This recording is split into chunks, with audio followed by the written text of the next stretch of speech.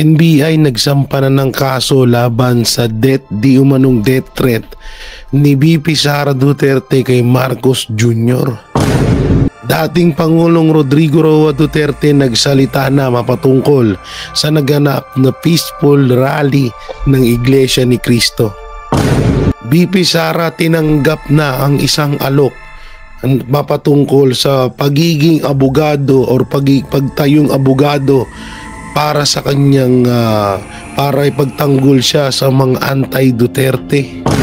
So yun po mga banateros, mga kabiyaya, isang mabiyayang araw po sa ating lahat at welcome back to my YouTube channel, J. Guevara TV nga po pala, isa sa mga banateros brothers. At itong dami natin pag-uusapan na naman ngayon. Oo, tungkol, tutol ka ba na ma-impeach sa pwesto si VP Sara Duterte?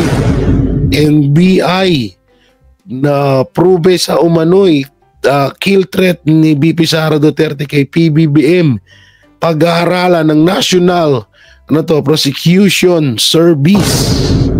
At itong pahayag ni dating Pangulong Rodrigo Roa Duterte mabatungkol sa peaceful rally ng INC or ng Iglesia ni Cristo.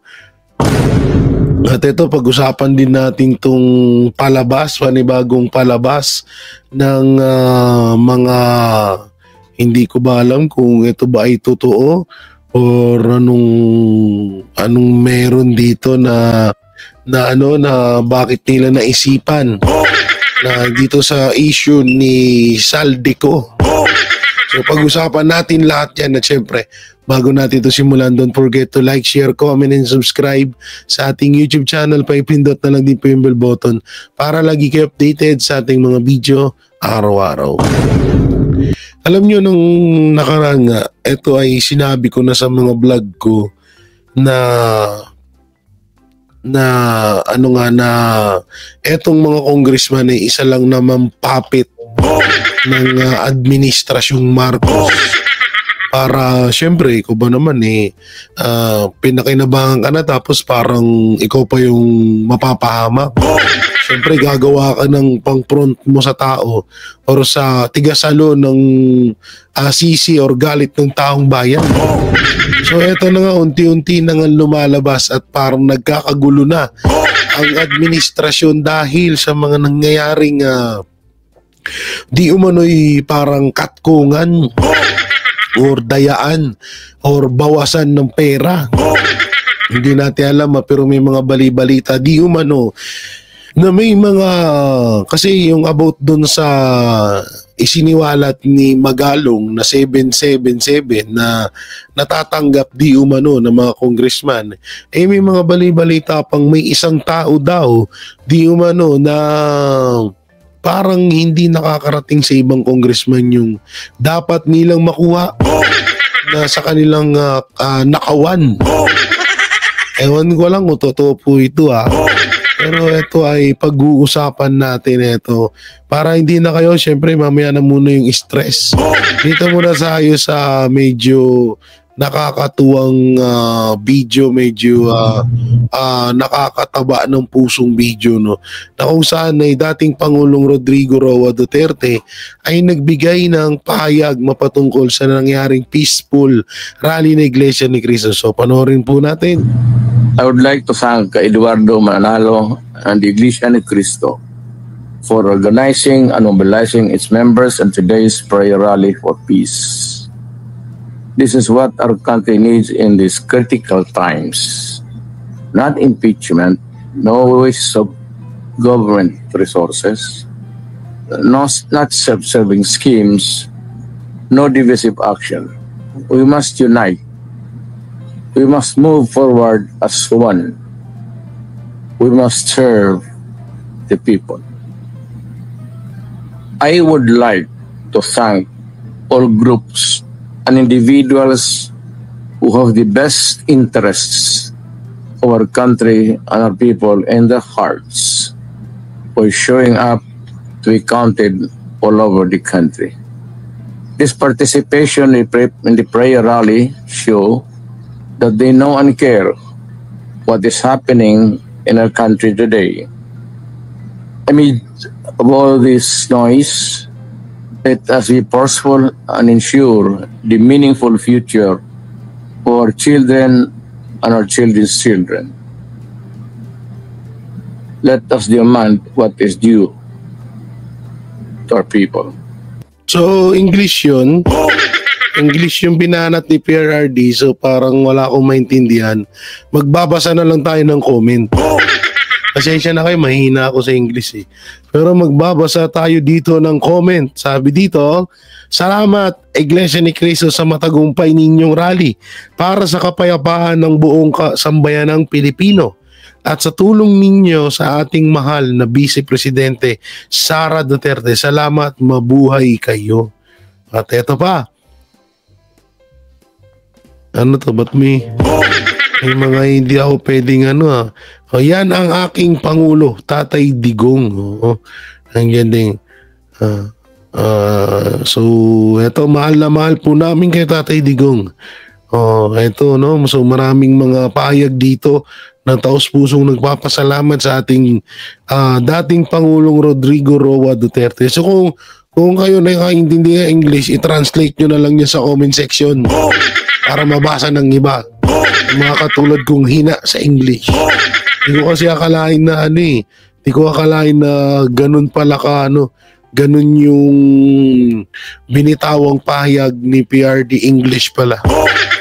So samantalang panoorin naman natin tong pahayag ng isang membro ng Iglesia ni Cristo patungkol dito sa naganap na rally. Panoorin natin. Nakalulungkot ang inuuna ng iba sa kanila. Boom! Yung mga nagbubunga ng awayan, nagbubunga ng hidwaan, na alam naman nating lahat na ang ginagawa nila pamumulitika lamang. Naku po. Sino ba to? Ano ba to? Member ng Iglesia ni Cristo? Hindi ko siya kasi kilala pero grabe tong mga binitawan niyang salita dito sapul na sapul yung administrasyon. Tulad ng isinusulog nila na impeachment ng pangalawang Pangulo. Sinabi na ng ating kagalang-galang na Pangulong Ferdinand Marcos Jr. at alam na po ng marami nating kababayang Pilipino ang totoo nating lahat. Kasi po, kahit mahihirap lang ang maraming Pilipino, ay manurunong naman tayong umintindi. Hindi tayo mangmang. Isigaw nyo nga, hindi mangmang! Hindi mangmang! Hindi mangmang! Ang daming tao. At lalong hindi tayo bobo.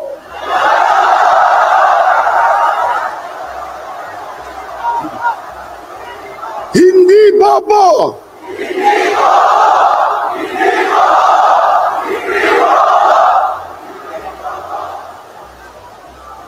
Sana marinig yan ng isang abogado. Uy! Sino yun? Si Larry Gadon. Sana marinig yan ng isa dating abogado. Marinig natin ulit. Grabe, di ko ito narinig kanina. Siguro sa sobrang busy din namin.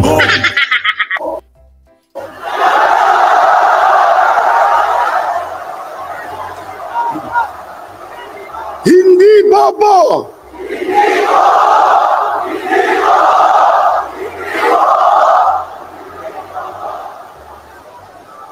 Sana marinig yan ng isang abogado.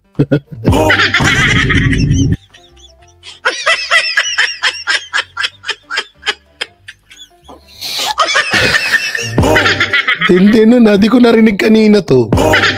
Siguro sa sobrang busy kami sa pag-interview. Panoorin nyo na lang sa vlog nila Banat Bay, no? Yung sa akin kasi putol-putol eh. Oo, nakaka-picture. Kanina doon, dahil nagpapicture sa Banateros guys, kanina. Oo, mga kapatid natin na Iglesia ni Cristo. Grabe, sino kaya ang attorney to? Sana marinig to nung isang abogado.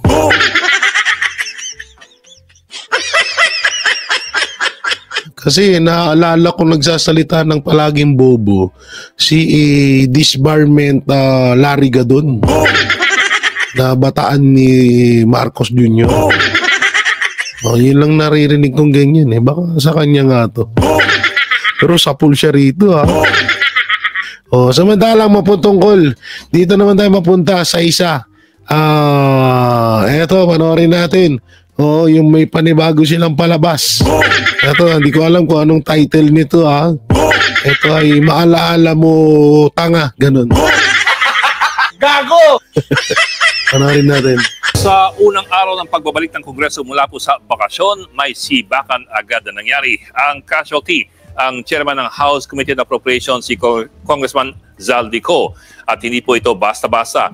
Ang komite sa appropriations na marahil ang isa sa pinakamahalaga at pinakama-impluensyang komite sa buong Kongreso. Dahil ito po ang bubuo ng taon ng budget ng gobyerno.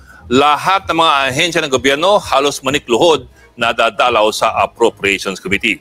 So ibig sabihin, nanggaling na mismo din sa TV5 na totoo nga yung sinabi ni VP Sara Duterte na 2 tao lang ang humahawak ng pondo ng Pilipinas, si Zaldico at si Romualdez. So bakit nung nakaraan nagdrama pa tong si Zaldico na kesyo ganito, kesyo ganyan? Panood nyo ba yung drama nito? Sagwa, di ba? Kahit sino man ang namamahala sa Appropriations Committee, siguradong malapit siya sa mga Diyos ng Kongreso at ng Malacanang. At sabihin natin, siya ang tunay na malapit sa kusina. Katunayan, nung nireklamo ni VP Sara Duterte ang budget ng kanyang ahensya, ang pininteriya ni VP Sara ay si Speaker Martin Romualdez at si Appropriations Committee Chairman Zaldico. Ang hirit ng bise, ang budget ng Pilipinas ay hawak lamang ni Co at ni Speaker Romualdez. At medyo kakaiba rin kasi ang kaso ni Co. Sa nakaraang mga kongreso, ang Appropriations Committee ay binibigay lamang sa mga napaka-senior na congressman na malapit sa administrasyon.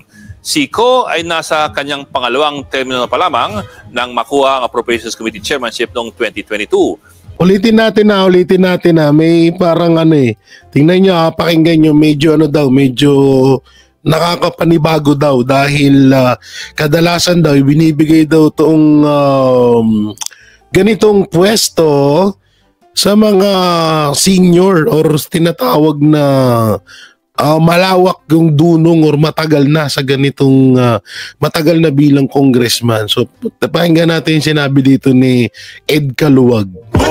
Ay, ni Ed Lingaw pala. Sorry. Lamang ni Co at ni Speaker Romualdez. At medyo kakaiba rin kasi ang kaso ni Co. Sa nakaraang mga kongreso, ang Appropriations Committee ay binibigay lamang sa mga napaka-senior na congressman. Napaka-senior na congressman. Na malapit sa administrasyon. So dito, isa tong patunay na dahil malakas lang si Zaldico kay Marcos at kay future Prime Minister Martin Romualdez, malakas lang dahil kaya siya ginawa siyang ganyan. Pero kung sa totoosin lang pala, hilaw talaga tong si Zaldico dito sa mga ganitong trabaho. Kaya naman pala. Okay, tuloy. Co ay nasa kanyang pangalawang termino pa lamang nang makuha ang Appropriations Committee Chairmanship noong 2022. Wala rin siyang distrito, siya po'y kinatawan ng party list group na Ako Bicol. Isa po siyang negosyante mula sa Albay, pinuno ng SunWest Group of Companies na nasa construction. Yun, no? Eto dito ako nagtataka. Kasi nung pinanood ko yung reaction ni Banat Bay, alam niyo dito nakasuhan si Banat Bay. Yung sinabi na contraction energy, nakalagay, Compines real estate. Construction energy. Dito nila pininturyan si si Banat Bay. Samantalang ibinabalita na pala ibinalita na sa TV5. So, Saldico, kasuhan mo rin TV5. Oo, di ko alam dito sa mga to. Power generation at real estate. Kaya't parang hindi pa ganon kalalim ang kanyang hugot sa politika. Pero ano pa man, bakit parang biglang napatalsik sa kulambo itong si Zaldico? Napatalsik. Ano to? Samantalang sinabi kanina sinabi ni Zaldico na siya daw yung umalis. Pero sinabi dito sa balita pinatalsik. So, anong totoo ba talaga? Sa unang araw ng sesyon kanina, may naghain ng mosyon na deklarang bakante ang posisyon ni Ko bilang Appropriations Committee Chairman. Ang pagdeklarang bakante ang isang posisyon ay katumbas rin po ng pagsibak sa isang opisyal. At ang mosyon ay hindi galing sa kung sino-sino lamang, kundi sa mismong anak ng presidente na si Congressman Sandro Marcos. Ang tanong tuloy ng ilan, meron ba itong ibang ibig sabihin? Isang oras matapos siyang masibak sa katungkulan, naglabas si Ko ng sariling pahayag. Kusa raw siyang nagbitiw dahil sa ilang pressing health concerns. Yun lang, kahit si Congressman Benny Abante, ang co-chairperson ni Ko sa Appropriations Committee, ay nagulat sa kanyang pagkakatanggal at mukhang nagulat din sa kanya umunong pressing health concerns. Ito pa... Nako. Mukhang nagkakaanuhan na sila. Oo, mukhang talo-talo na. O dito sa isang pahayag, bumaba daw sa pwesto. Ano ba naman kayo frontline? Sabi doon kay Ed Lingaw, sinibak, tas dito naman bumaba. Anong papaniwalaan namin?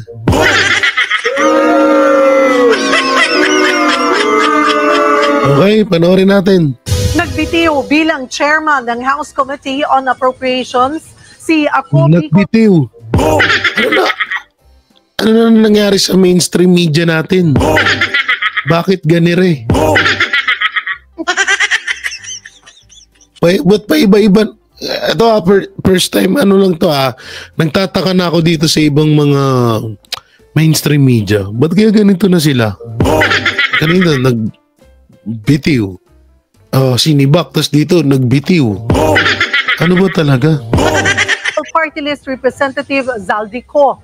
Kabilang siya sa mga dumipensa sa pondo para sa ayuda sa Kapos ang Kita Program o AKAP. Nasa frontline ng balitang niya, si Marian Enriquez. Sa pagbabalik sesyon ng Kongreso ngayong araw, idineklara ni Ilocos Norte 1st District Representative Sandro Marcos na bakante ang posisyon ng Chairman ng House Committee on Appropriations. Yan ang posisyon ni Ako Bicol Party List Representative Zaldico. I move to declare vacant the position of Chairperson of the Committee on Appropriations. Chair hears no objection. Said motion is carried. Si Ko ang isa sa mga dumipensa sa AKAP. Kasama rin siya sa Bicameral Conference Committee na naging kontrobersyal dahil sa pinal na bersyon ng 2025 National Budget. Ayon naman kay Ko, health reasons daw ang dahilan ng pagbitiw niya sa pwesto. Dagdag pa niya, palagi siyang nagsisilbi para sa mayorya. Hindi naman napag-usapan sa sesyon ang impeachment laban kay Vice President Sara Duterte. Hindi nga ito nabanggit ni House Speaker Martin Romualdez sa kanyang talumpati. Ang tiniyak ni Romualdez, tuloy ang kanilang investigasyon sa smuggling at hoarding ng ilang agricultural products. Nuyup. Gago!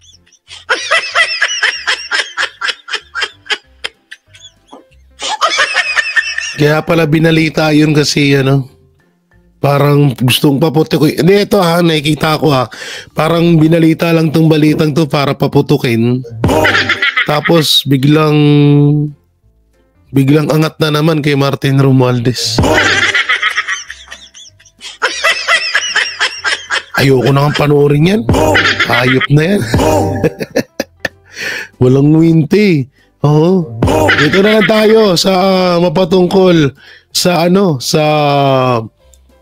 VP Sara tinanggap ang alok ni dating presidente na maging kanyang abogado. So panoorin natin. Vice President Sara Duterte ang pagtakbo sa 2028 elections. Sabay nito, tinanggap din ni VP Sara ang alok ng dating Pangulong Rodrigo Duterte na maging abogado niya laban sa mga kasong kinakaharap nito. Ilan lamang yan sa ibinahagi ng pangalawang Pangulo sa pakikipagkita niya sa Filipino community sa Tokyo, Japan.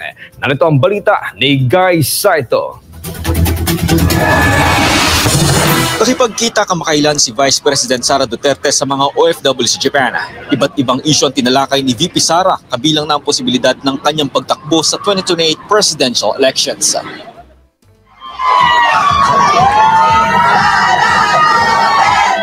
Naipagkamustahan si Vice President Sara Duterte sa mga Pilipino sa isang meet and greet activity sa Ginza, Tokyo, Japan nitong linggo. Ipinaabot ni VP Sara ang kanyang pasasalamat sa mga OFW dahil sa kanilang patuloy na pagsuporta at pagtitiwala sa bise. Kanya ring tiniyak sa mga OFW na okay lang siya. Iyan ay sa gitna ng mga nangyayari sa politika kung saan siya ay puntirya ng mga black propaganda. Okay lang ako kasi lumaki naman ako sa politika. 9 years old pa lang ako, mayor na yung father ko. Ganun talaga ang politika.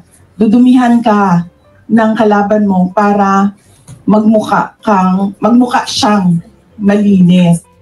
Bagamat nagulat si VP Sara dahil napaagang pag-atake sa kanya sa politika, nagpapasalamat siya dahil nalantad ang mga totoong plano ng mga politikong kumakalaban sa kanya. Maaga siya dumating, at least alam na natin kung ano yung... Oo. Nga yung sinasabi ko kanina na tulongges tong mga anti-Duterte. Hindi nila ginamitan talaga ng utak eh. Ito hindi ko sinasabing okay itong ginagawa nila kay VP Sara. Ang akin lang, dito natin napagtanto na bobo talaga sila. Isisipin nyo, ang aga-aga pa kasi talaga na sa mga ganitong gawain. Kaya nga sinasabi nga ng lahat na ang aga nyo naman pinanalo si VP Sara Duterte sa pagiging presidente. Oo. Biruin mo wala pang 2028 election pero nagkukumahog ng siraan etong si VP Sara Duterte. At ngayon, pinatikim na sila ng lakas ng INC at ng iba pa natin mga kababayan kaya medyo na alarma talaga sila.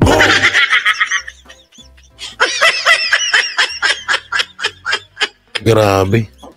Ano yung iniisip nila, ano yung gagawin nila, ano yung sinasabi nila. Kasi at least ngayon, may time tayo na mag-isip din kung ano yung kailangan natin gawin.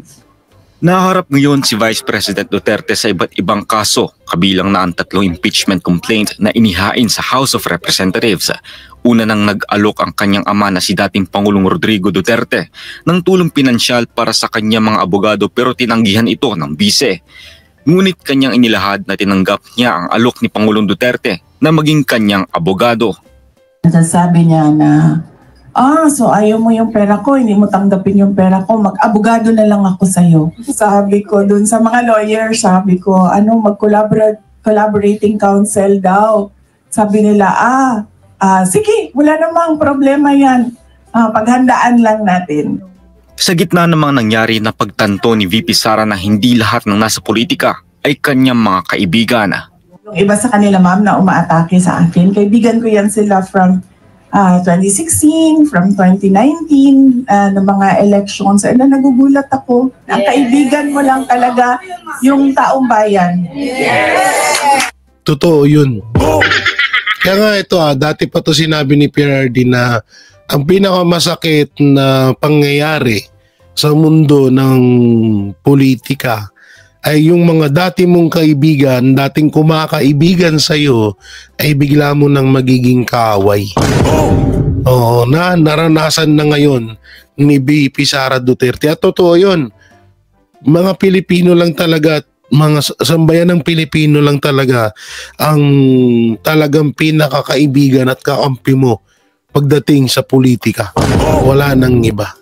Samantala, inilahad ni Vice President Duterte na mababawasan ang mga programa at proyekto ng Office of the Vice President ngayong 2025. Iyan ay matapos tapyasan ng Kongreso ang budget ng UVP sa 733 million pesos para sa nasabing taon. Gayunpaman tuloy-tuloy aniya ang operasyon ng satellite offices ng UVP. Siguro by mid-February, ready na kami ulit na mag-roll out ng mga projects and programs sa Office of the Vice President. Sa gitna naman ng pakikipagkamustahan ni VP Sara sa mga OFW, may isa pang tanong ang mga ito sa bise. This coming 2028, may posibilidad po bang tumakbo kayo? Sagot dyan ni VP Sara. Seriously considering, ma'am.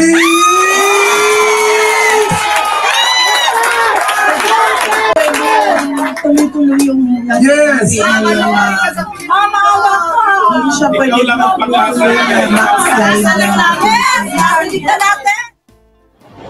Para sa grabe yun, no?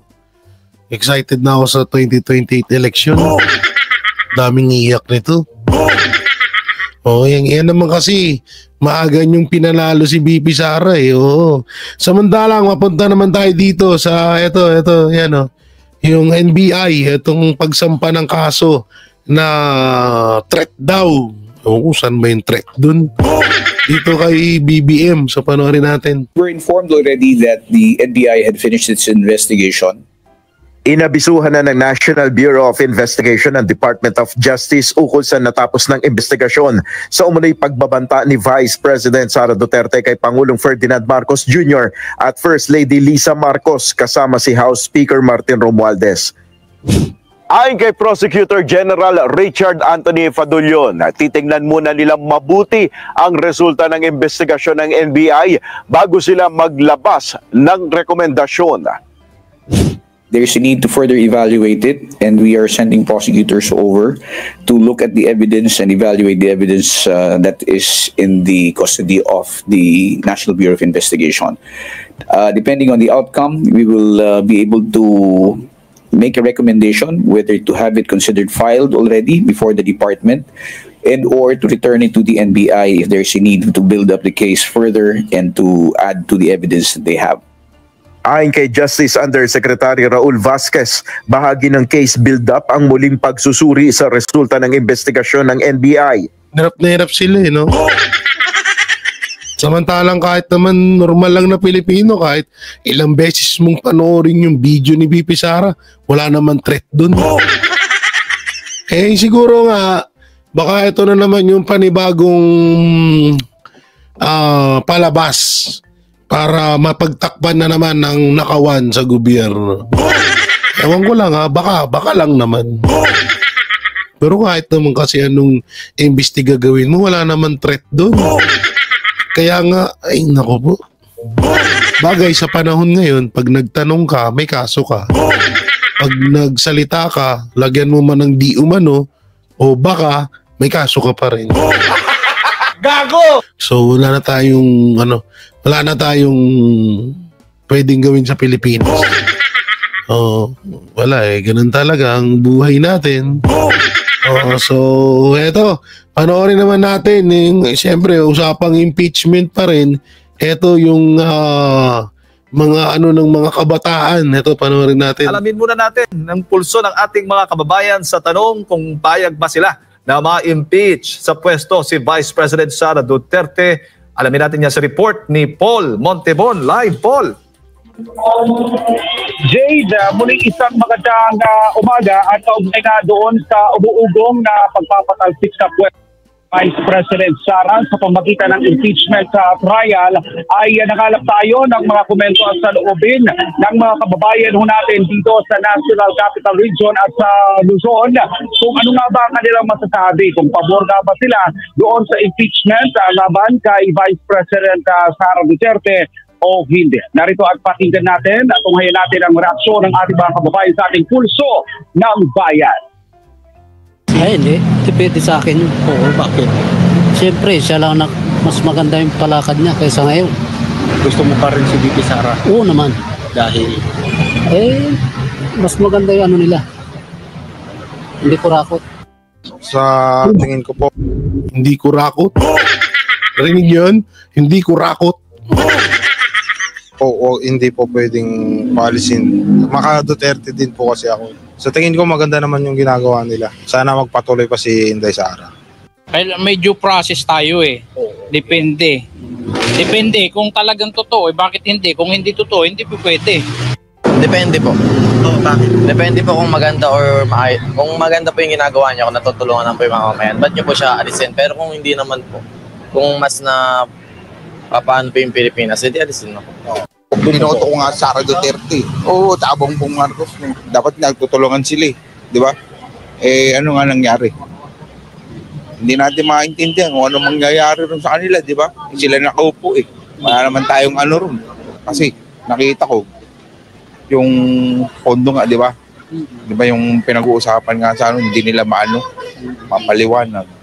Tapos, hindi mo rin masasabi yung panig ng kabila. Ang tinitira naman nila tinitira nila si Martin Romualdez naman, di ba?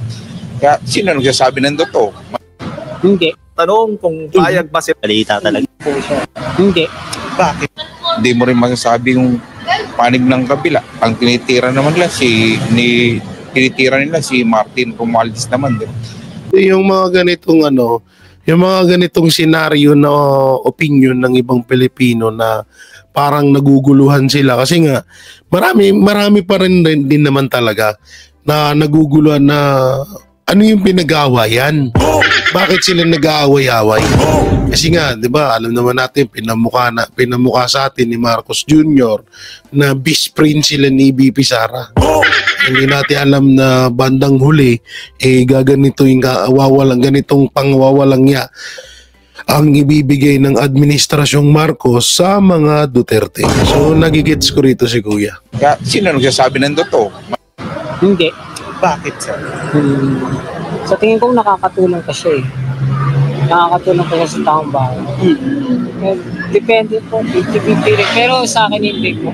Kasi baka mas maging magulo ko po kung mapa-impeach pa po siya. Wala ako masyadong dyan sir eh. Sa pagiging ng mga pangulo na yan eh. Kasi hindi ako masyado ng mga balita talaga eh. Kung mga okay naman silang susunod na pangulo, wala namang problema. Nakikita naman sa pag-manage ng natin eh, gobyerno eh. Walang problema sa akin kung sino yung susunod na mga magiging pangulo. Kahit siya naman ako pumanig, wala rin naman akong mapapala sa kanila. Wala may mga sariling mundo sila. Kaya tayo, kumilos na lang para tayo mabuhay na sarili natin. Hindi tayo pwedeng umasa sa gobyerno. May magandang mindset to ha. Oo, hindi totoo naman yun eh. Tayo dapat kumilos, hindi tayo umasa sa gobyerno. Lalo't gobyerno natin ngayon walang kwenta. Gago! Real talk lang si tatay, real talk lang. Magbati-bati para umusad ang Pilipinas, hindi yung away-away. Hindi, kasi hindi ko naman din alam kung anong i-impeach nila ng ganun lang na wala namang matibay na dahilan. Gumawa ng mali, yun ang dapat ma-i-impeach. Pero yung gumawa ng tama, dapat nadyan sa pwesto. Sa akin sir, depende sa kaso niya sir kung pwedeng i-impeach siya. Kasi hindi naman lahat ng VP ng mga Vice President na pwede mong i-impeach sir. Kasi depende po sa kaso sa sa kasalanan na nagawa niya. Sa akin sir, good naman siya kasi ginawa niya may trabaho niya doon sa biyang DepEd Secretary. Nagawa niya naman yung niya. Kasi may maraming pumapatik sa akin. Sa akin hindi. Bakit? Okay naman sila eh. Okay naman si Sara eh. May magandang nagawa naman yung tatay niya eh. Bahala na sila sir. Kung ano yung plano nila. Sila naman yung desisyon eh. Kung si Sara, wala naman problema. Kahit sino na naman sa kanila. Taga Mindanao, paboro kay Sara. Hindi ko alam sir. Hindi ko po alam yung yung issue niya para sa kanya. Oo. Kaya di ko masabing dapat pa siyang patalsikin. No comment na lang. Yeah, ano ba to? Yung tag dito, yung witness ni Risa Ontiveros. Ano po? No. Hindi ko rin po alam kung ano yung No comment din na ako kasi hindi ko alam hindi ako nanonood ng balita. Yung tipong mamamatay ka na lang sa gutom tapos hindi mo alam nangyayari sa bayan mo, no? Ang hirap nun. Hindi sigurado na ano. Bakit? May maganda naman yata siyang ginawa sa bansa natin. Kung anong decision ng natin, igalang natin. Kahit hindi, kung kung totoo naman, kahit hindi pwedeng impeach. Kung hindi totoo, hindi na impeach. Ganun lang. Ako hindi. Bakit? Mga Duterte, siya nagpaganda ng Pilipinas. Oo, nawala yung mga adik, ngayon dumami na naman. Naku po! Nawala ang mga adik, dumami na naman. Nagmura patay, no? Mga korap-korap na yan. Daming korap ngayon. Oo. Lantaran na. Hindi. Bakit po? Ano lang yan eh. Kuwan lang naman yan eh. Yung politiko lang yan eh. Gusto lang nila ang pabagsakin ng mga Duterte. Yun. Galit si tatay, oh. Puro real talk tatay, ha? Oo, ganda na itong sinabi niya. Totoong-totoo to. 30 pa rin tayo. Ay, hindi. Wala namang katuturan yun eh.